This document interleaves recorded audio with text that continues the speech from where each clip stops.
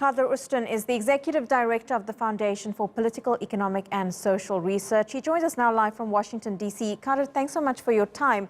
Now, these anti-regime factions may have downed this plane, but the regime also appears to be making inroads in Idlib province. What's the situation like at the moment? Does anyone actually have the upper hand? Well, this has become a familiar story. Regime surrounds an area, Russia bombs from the air, and then regime slowly moves forward. It captures a couple of villages, then the opposition takes them back, and then back and forth. Eventually, the regime makes some headway. This is the pattern they've applied in the rest of Syria, and this is the last stronghold of the opposition, and in Idlib, that's what they're trying to do, with the hope of eventually capturing the entire area. It's not going to be easy. It's going to take months and a year, but these sort of whoever has the upper hand today or tomorrow unfortunately hasn't changed this dynamic, and the regime has been able to move slowly but surely. Idlib presents a very different case. As I said, it can take years, and there may not be a final sort of resolution, final victory for the regime, but that's the best they can do. That's what they're trying to do with Russia's help. There's no significant sort of foreign intervention or international intervention to change this dynamic.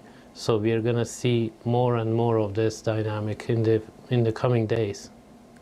Well, I'm sure both sides aren't wanting it to play out for the next few years. But now your organization focuses on Turkish-US relations. Both sides, of course, have a vested interest in Syria.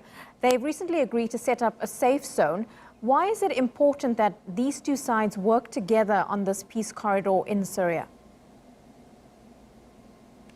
Well, especially northeastern Syria is now under the control of the YPG, which was supported by the US in the name of fighting ISIS. And Turkey has been telling the US to cut its support, and now that ISIS fight is over, the US has enabled the terror organization's Syrian branch. It has been a serious security concern for Turkey. It has also been a serious humanitarian concern for Turkey, because Turkey has 3.7 million refugees. It hopes to relocate at least some of them to northern Syria. As long as YPG controls that area, that's not going to be possible. And the disagreement over northern Syria has caused big trouble for US-Turkey relationship over the years. The establishment of a safe zone will hopefully remedy some of that disconnect between the two NATO allies. So both sides have serious interests in northern Syria, but Turkey's security concerns take priority over everything else.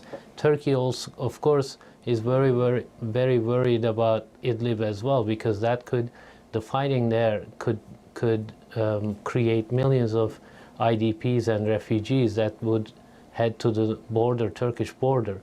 In that sense, it's also important to create a safe zone with the United States where refugees and IDPs could actually be located, because there's no other outside intervention that's able to stop the regime with the Russian support to create more and more refugees.